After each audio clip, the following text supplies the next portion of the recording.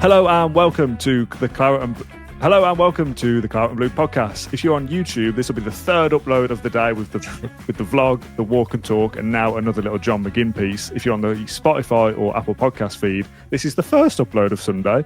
And if you're usually an audio listener, there is some vlog content and other bits and pieces from America on the YouTube channel. John, yesterday, you and I spoke, literally 5 minutes ago for us, because it's still Saturday. We're still wearing the same clothes.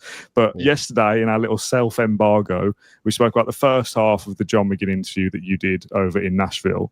Now, the second half is not a massive amount of, here's 5 or 6 topics that John McGinn spoke about, but there's one that we wanted to kind of hold back for the podcast and discuss as like a theme, if you like. Yeah. And that was his thoughts on PSR, everybody's favourite little word, little acronym. Did he bring this up, or was this a question you asked him? Yes, I can't exactly remember in what context I was talking to McGinn about. Again, the video from this will be live about... It'll be out now, won't it? So by the time this episode comes out, the McGinn interview will be on your social media anyway. But essentially, he was talking about how I was asking him something about disappointment of missing out on the top 5 last season in the Champions League. And he was essentially going along the lines of there's going to be a lot of jealousy watching the Champions League next season. And he mentioned as well jealousy of other teams winning trophies, Villa's main 2 objectives. So this is why next season, again, for me, Europa League, you get in Champions League, you win a trophy. It's the golden ticket, right? And the club will be absolutely aware of that, and the players. But he also mentioned how getting the Champions League, we can't hide it. We know how important it is for the club, not just next season, but for many years forward, he said. McGinn said, we've seen the impact that it has getting in the Champions League. I don't know exact details about that concerning Villa, but you don't have to be clever to realise that if you want to compete with the big boys, there are rules which are pretty much unfair, if you ask me. We have owners who want to invest in the team and want to spend to kick the club on, but they're not allowed to do it. It's tough to see.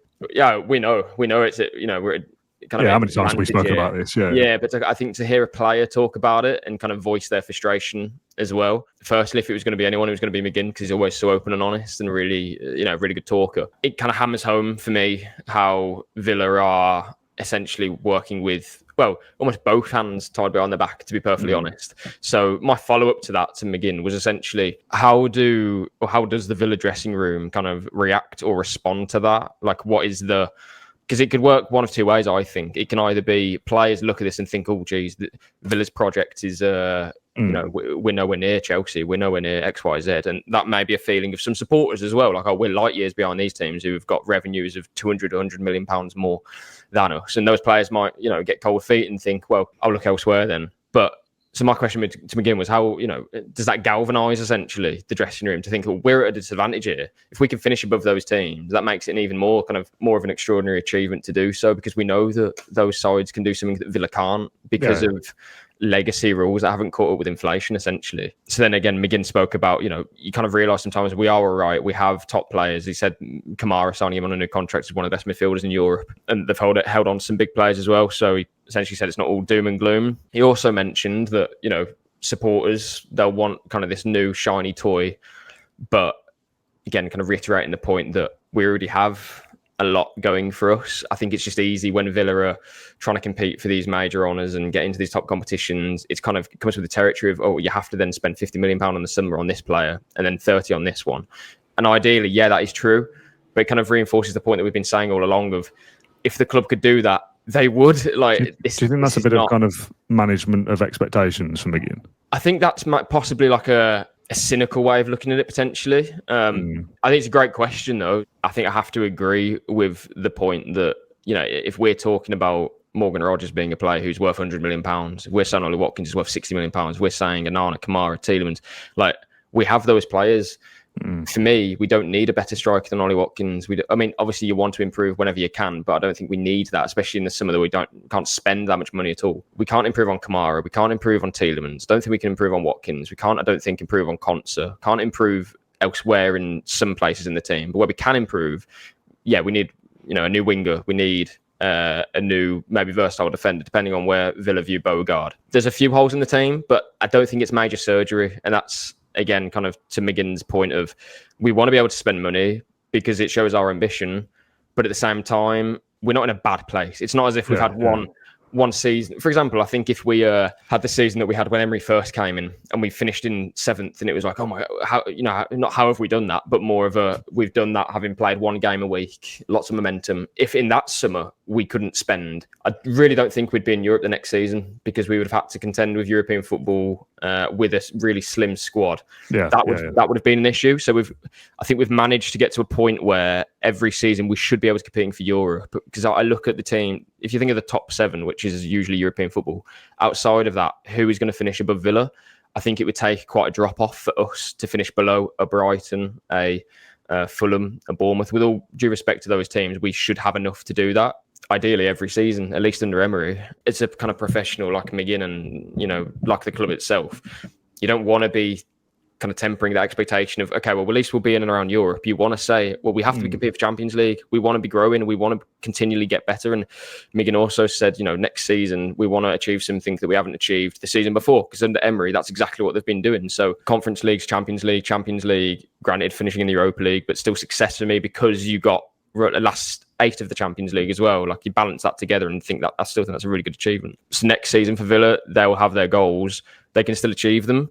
It's just that it's so frustrating to see other clubs finishing 16th, 17th and have the luxury of splashing out, so much money. Why? Why is that? It's because they can do it because of revenue that Villa don't have. Is John McGinn one of the first, certainly one of the first Villa players, one of the first Premier League footballers maybe to say that the rules seem weighted towards different clubs? There's an unfairness to it? I think possibly so, yeah. I really hope he doesn't get banned for it. not my fault, by the way. He's the one who brought it up. No, it'll be fun. If you ask any Newcastle player, they'll all say the same thing. If you ask any Villa player, they'll say the same thing.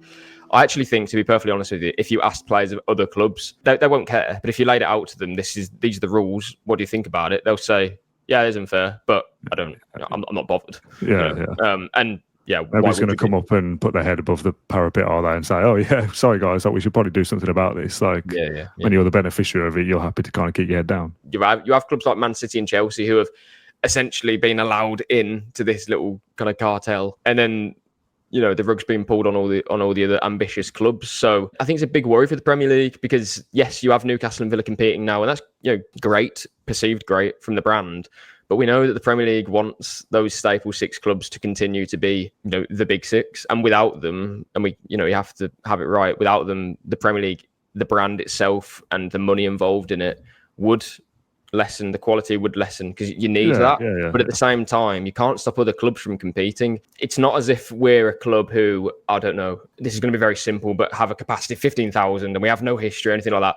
Us in Newcastle, historically, with an Everton and some other teams, we're up there. Like, we are one of the most successful clubs in English football for 151 years. So the thought of us not being allowed to break into what is now perceived a Premier League Big 6 because the rules don't allow it, it's a disgrace, really. And I like the fact that a player can come out and criticise the rules. And believe me, there's much more than that McGinn would want to talk about. And the feeling is, it's deep within the club and within other clubs as well.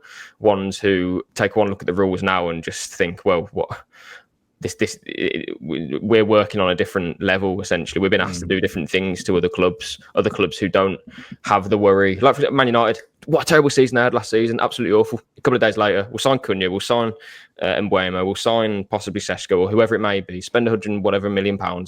It's really not that bad for them, if that makes sense. Villa having one bad season is catastrophic. It's kind of nice to have that vindicated by no less than the club captain of the team you support, that they also feel like the rules that we keep talking about are also unfair.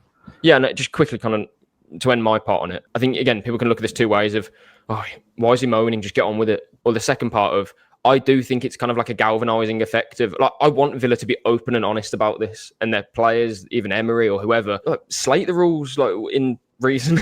Don't complain, but make it abundantly obvious that we're at a disadvantage here, and that for me would promote this kind of sense of not injustice, but I think it is an injustice. It's a joke that you can finish in a European semi-final, get into the Champions League, and have to sell, and then this summer as well, achieve what we did, get to the Champions League last 8, finish in the top 6 again, be in Europe 3 years in a row. But you can't spend any money. Why? Because we don't sell as many shirts as Man United. The thing with this for me, we know football is very tribal. We want our competitors to do poorly. We want our rivals to not be as good because it will benefit our club, right? But when you try and strip that away a little bit, Newcastle like having to sell Isak and not being able to spend money because they can't because of the rules, even though they've just won a trophy for the first time in how many years, and they're in the Champions League. I don't want them to because it helps Villa. They should be able to keep the players they want to keep and sign players they want to sign within some kind of reason. Yeah. Yes. They're going to spend £1 billion. Of course, that's bad. But a couple of $100 million, if the owners want to invest that and can, and it's all legal and allowed, like, yeah, fine. Like, go at it, mate. Have fun. Forest, the same. Crystal Palace will lose players. I'm certain. Yes, this really boils it down, but it's just the FA Cup. You know, they've massively punched above their weight. They're always mid-table, but maybe they're always mid-table because they can't now go and spend money because they've had success. So it is this closed shop. But because football is, you know, I want them to be poor because that will hopefully maybe benefit Villa. It's a little bit like when the clubs had the chance to vote against VAR. Do you remember it was Wolves that were kicking up a fuss over that? Yeah, only Wolves, yeah. And no one else joined in with it. It was kind of like, well, we can't really complain about VAR now because we've had the chance to change it. We can't really complain about PSR and the rules if we're also laughing at Newcastle and Nottingham Forest and Crystal Palace. Like, really, us clubs, you know, the rest of them, we should be kind of banding together. It's like, no, yeah, all right, if Newcastle can spend money, that's bad for Villa. But yeah, we're like all in this together, really. Like, they should be able to, because why should it just be 6 or 7 of the bigger clubs that are allowed to? Like, it is a farce. Yeah, until you get over that barrier of like, haha, well, Newcastle are in trouble now. Like, you can't kind of sympathise, really. No, I totally agree. Sorry, I've completely forgot my point, but I think it was a good one and I've forgotten it. Damn it. Can I include a bit of this? Yeah. Apart from the swearing. What was the... something to do with the close shop. Got it. Go on, John. Have your moment. What did you want to say? Imagine we complain about the rules now, right? And we look at it and we're so frustrated and angry. But we were in the Champions League. We have a chance to win our European trophy next season and get back in the Champions League and compete in Europe. Now imagine that we didn't have Unai Emery. Could you imagine the frustration we'd be feeling then? Because we wouldn't be where we are now. You'd have no chance, basically, would you? You'd had that season where you finished 7th, let's say under Gerrard. Somehow he turns it round, right? And we get to 7th. How did that happen? Right, we need to spend now because this squad, you wouldn't do it the second season, and you wouldn't do it the consecutive season after that. Emery, it would have been a flash in the pan. You'd have gone, we can't now spend the money we need to sustain this. Yeah. And our coach isn't good enough, really. So we're going back down to where we were. It's only that we've been able to maintain and grow that level because of Emery. Yes. So if you do take him away, the rules do stop Villa from competing. It's the manager that's allows us to kind of bypass the rules almost. Yeah, like, I really don't want to get into this, but doomsday scenario, just put yourself in that position now where we don't have almost a guarantee of finishing in the top 7 because we've lost Emery. And our manager, can we get a better manager than Emery? Probably not. Can we get one that's equal? Maybe. If we've had success, yeah, maybe. Yeah, but the point being that if we appointed someone that wasn't Emery, that's the best way of looking at it. And say we appointed Poch and it didn't really work out in the end, we would be stuck in this cycle all the time of buying a player who's, pretty good, but then having to sell them and then doing the same. And we're just in this cycle constantly, and we're trying to maybe punch into European football. I think we'd be pretty much about where Brighton and Fulham and Bournemouth were last season, because our players wouldn't have developed to this level. We don't sign Morgan every so often, but then it kind of plateaus a bit. Yeah, we don't sign Morgan Rogers, and he become the player that he is now. I'd say the same thing for even like a Tielemans or even a Watkins. Watkins has improved immeasurably under Emery. So Emery has been the key to this, to us competing. This is why it's so frustrating for Villa that now we've got him. Firstly, we have to win now for me, win trophies, but also we have to cement our place in this kind of top 8, if that makes sense. So big 6 plus Newcastle and Villa. But it's so hard to drive those revenues. This is why Francesco Calvo's got such an important job for me, because Villa, we have the kind of safety net of, we have got Emery. We should be in Europe most years, if not all of them, hopefully in Champions League. Now is the time to really kick on and grow that revenue. That's why it's so important, because if you miss that chance under Emery, I hate to say it, but there's no guarantee that it happens after him. And that could be in 5 or 6 years. Things change. We know what we've got now and it's great. We have to try and make use of it. Okay, we'll wrap up there. John, thanks for joining me on this episode. 2 recordings in the one session for us about this John McGinn interview, but so much said in there. And as we said on both of these episodes now, go and read the pieces, go and watch the video on John's Twitter and various other social media platforms. It's a good watch. Hopefully you've enjoyed listening to or watching this episode of the Claret and Blue podcast, where we've kind of spoken around the interview and the talking points that come off the back of what John McGinn has said. This is the kind of last proper podcast of you in the States, John. It's been some journey, hasn't it? Yeah, as we said Oh, before. actually, it's everything. Yeah, we've done the vlog and everything. It's Oh my all God, done yeah. now. This is the last video from you in a hotel room. Yeah, that's a shame. Well, it's not a shame. I'm glad to be going home. I need to say that, don't I? I've probably said this in the vlog anyway, but like I said a couple of years ago when I was in USF the first time, it's one of the best things I've done. And this is, again, I think I'll know in time, but wow. I'll probably know, I don't know, soon enough that, again, it's been an incredible experience. So yeah, I've really enjoyed it. Yeah, good stuff. Okay, plenty of content on the channel if you've not caught up with everything, so we'll leave you to go and watch or listen to some other bits and pieces, and we'll be back again in a couple of days. Bye, everyone.